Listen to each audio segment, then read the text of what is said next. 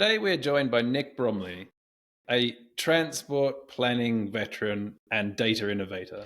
We'll be exploring the links between company data and the analysis of company data, which tends to be on quite short 3-month cycles, versus the extremely long-term 5-10-year planning cycles that is involved in transport data and people movement and very fine-grained information and what's available. So let's dive in. Thanks for joining us. Hello, Nick.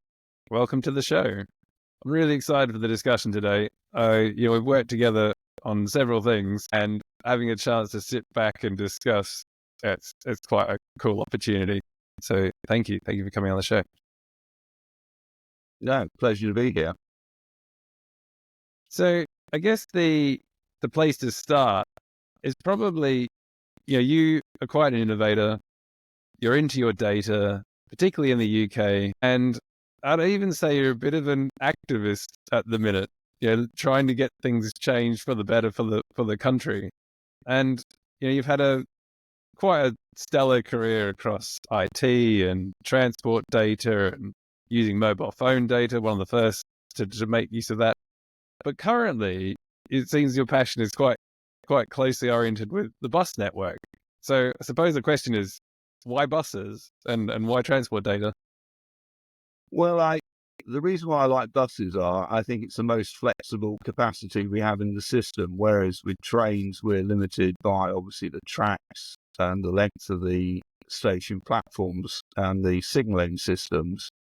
Buses still offer a huge potential for growth if we can have the right vehicles running on the right routes. And I guess that's what it comes down to. It seems as though they're not really working because they don't have the right vehicles or they don't have the right routes. Is that a fair summary of the situation? Well, yes. I mean, as you know, Aaron, I used to work at Transport for London, and when I was working on big projects in the capital, I noticed fairly early on that a lot of the data we were using on buses was dating, in fact, back to the sort of 1920s, 1930s. So, yeah, that's... if I got this right, I think 85% of the routes in London date back to sort of pre-Second World War. So, I sort of feel that the centre of gravity of the population in London has probably moved significantly. But the question is, have we been able to properly predict where to put the buses? Yeah, and that that I suppose that throughout our time working together, that has been a continual point of fascination for me. It's like that length of planning time scale. I mean, it's kind of ludicrous. We have this up to the minute information available, spilling out of people's mobile phones, and the what they're doing through vehicle tracking.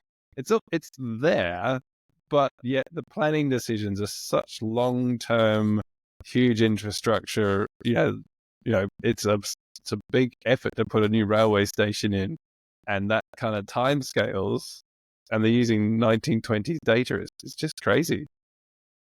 Well, yes, and in fact, even on the rail network, I went to a conference back in the early part of the summer, and it was clear then that even the planning of major infrastructure like HS2, there are gaps in the data that you would anticipate would have been filled already to do with the demand and patterns of demand around our major cities. Yeah. So we have this relatively old data set to work with to help transport planners make these decisions. I guess then the obvious question is, what does good look like? What would someone making a long-term or short-term transport decision ideally have?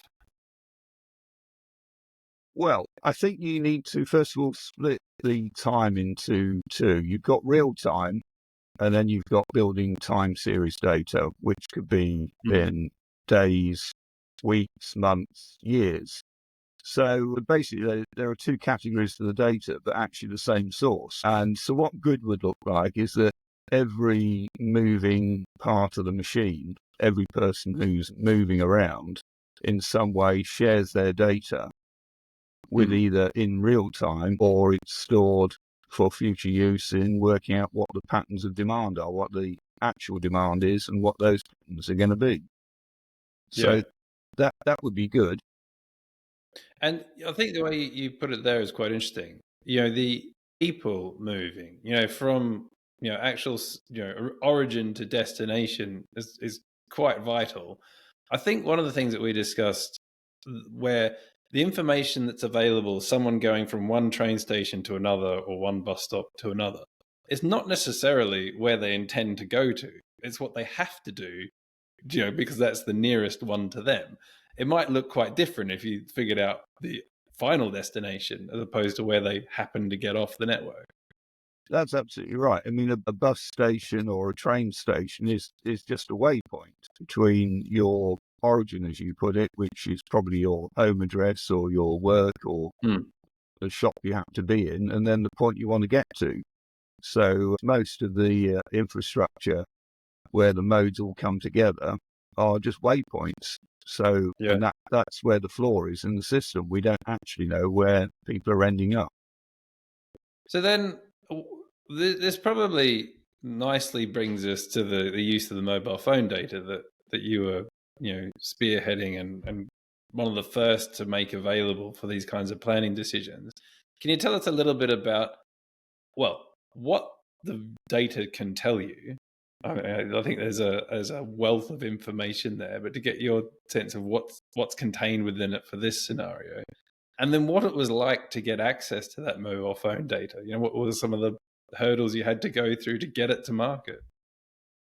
Yeah, well, we first looked at this back in 2007 when I first fell into the problem, really. I fell over the problem, which was lack of data. And we set up a small team to think about alternative data sets.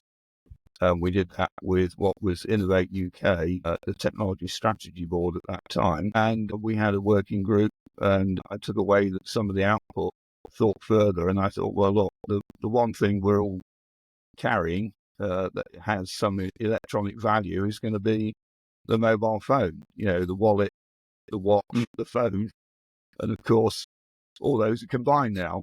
But at that time, the phone looked like a good thing to use. The problem was the very few devices actually had GPS data on it, so there's a lack of accurate data. So we looked at how we might use the mobile mast network to triangulate, much the same way a navigator on a yacht, that's my hobby, would look at 2 points and work out what the bearing is between them. It's exactly the same thing. You look at a couple of masts and you work out the bearing between them, and the point of intersection is fundamentally where that item is or that person is at that point in time. Really, it came out of that, and then developing the algorithms to make judgments on whether people were walking on a motorbike, in a car, potentially on a bus. So we'd look at the densities of points, and then we'd look at the speed of movement, and then we'd look at the type of routes that people were following. And out of that, we set up a business, and on the back of that, it was called City Logic, which is now part of Amy. But it was always, the first step, really. It was about, starting to identify innovative, modern sets of data. And I think it was even then we could see that the ideal was going to be GPS data. So that's where we are now, really, is how we get anonymized GPS data in, as I say, near real time. Yeah. And that I think, if we look at a specific use case for a moment, if you were to investigate a big football event at Wembley, where has everyone come from? And that can tell you an awful lot about what you need to do to support that event, what the best routes would be. And it's an enormously challenging problem. There's a lot of data there, but also, like you described, the way you arrive at it is not necessarily so obvious in the data. If someone's walking versus on a motorbike and you're figuring out that through the speed they're traveling, that's a kind of deep analysis at an individual's level to try and give you that information, on the whole. And that I suppose as a data problem, I find fascinating. You have to work out how to collect high quality data, and then you have to also work out how to make the analysis, to answer the questions. And if we zoom forward then to today, where you've got this GPS data available, much finer grain. I think one of the issues is people are worried about how they would use it. I don't think any one of us would want our mobile phone tracked and made available to just anyone. So then I think you've got some fairly unique ideas about how, as an individual, you could control where it's going to, and perhaps even get some of the benefit of how they're using it. Do you want to share your thoughts on that for a minute? Well, yes. I mean, clearly the data is already being used. Mm. It's just that it's not available for the public good. And it's being obviously collected by a combination of the device providers and the mobile network operators. And they have this pin-sharp view of the world in terms of GPS data. But of course, it's only their particular population, it's only their sort of a group of people that they obviously provide services to. So they don't have a complete picture. So even if they tried to analyze this, whilst it gives you some good insights and better insights than probably we currently have, it's still an incomplete picture for what's really going on. You need to actually bring all of the data together in one place. But of course, at the moment, they're making that data available to their developers. So it's not like the data's not there and it's not being used. It's just not being used necessarily for what we consider to be the public good and the sort of collective intelligence of what's going on. Yeah. And, and I share people's concerns that, we want to know what data is being collected and who it's being shared with. Anonymization will be really important to this, and it's got to be bulletproof. And the other thing is transparency. So where the data is being used and how it's being applied to solving these sorts of real world infrastructure problems, that needs to be completely transparent. So, that's key. But also, I do see a sort of a progressive shift in this understanding and making this happen by things like the Data Use and Access Bill that's currently going through the House of Lords. So, but it's non-specific really to addressing this problem. It's sort of got itself, I think, slightly bogged down in the detail without seeing the bigger picture, which is essentially giving ourselves better public services in terms of our mobility. Yeah. And I think, the link for me to, whether it's a company with a lot of data sources trying to make sense of it, or transport decision makers trying to collect, data from all sorts of, people and, companies moving around.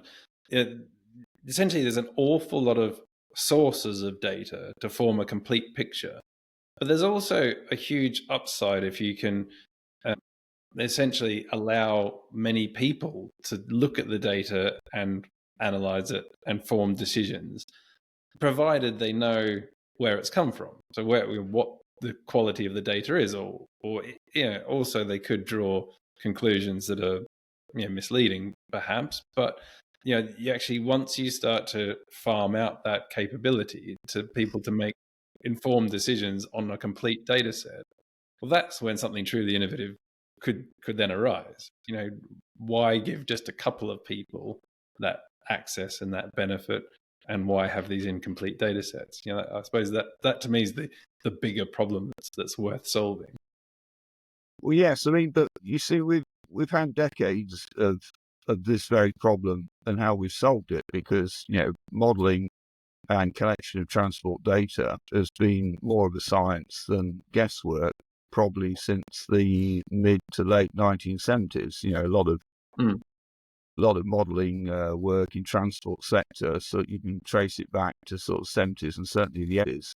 So it's not like we haven't had 40 years at this. It's just that we've been using lots of samples of data, and we've been trying to sort of work out what we're looking at, a bit like sort of feeling an elephant in a dark room. We sort of feel bits of it and then draw conclusions as to what sort of beast it is. And that's become a whole industry in itself, is what data are we going to use here and how reliable is it, and what's the modelling tool we're going to use here and how reliable is it. And these have become accepted norms, both within the public sector, in transport planners, highway engineers, etc., but also the consultants who work for them.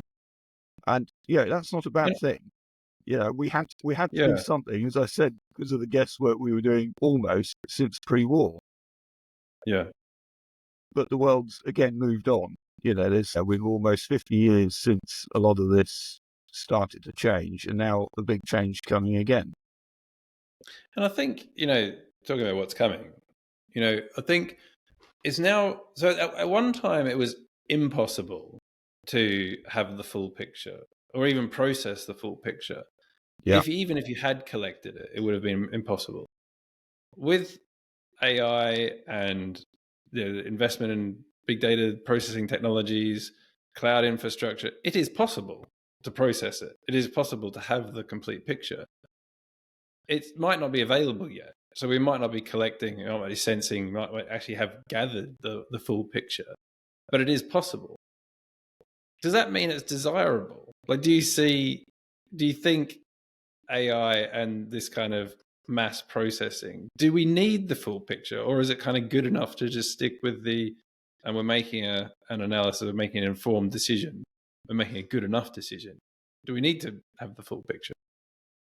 Well, of course, that's a sort of catch-22. I mean, basically, you need to re-benchmark the data we already have out there by building a new model with a new set of data, and then you can see how wide of the mark you are currently. It might turn out that certainly some parts of the network are pretty much optimized, but you might find there are some real disparities. But I'd also say you don't need to keep doing this. This isn't sort of a dashboard that you sort of sit there like some godlike being and on a daily basis reconfigure all the connections within the network and all the devices running over it, all the nodes. I think it's a sort of a one-time, and then you let it settle down for another 5-10 years. And frankly, the public purse can't afford to keep re-engineering, certainly the railways. But the bus networks, there is quite a lot of flexibility and capacity that you could be retweaking fairly frequently. Yeah. And that's the kind of typical time frame. There'll be a kind of 5-10 year decision-making process for transport infrastructure. So it's a big decision. I think when you look at a company, they're no different in that you don't want to tweak and tune things every single day.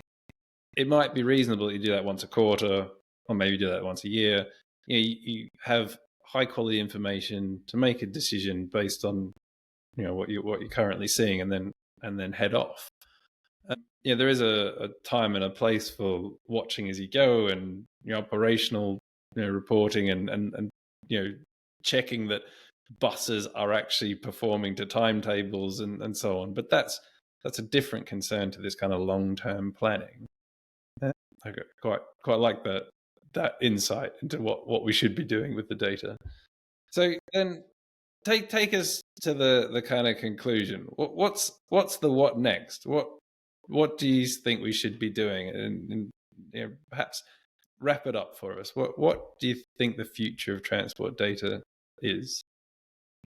Well, I think any mobile device, be it sat-nav, Fitbit, watch, phone, the data is automatically shared within some form of combined authority. But that authority is within the control of, highly secure environments. So it's not available to everybody.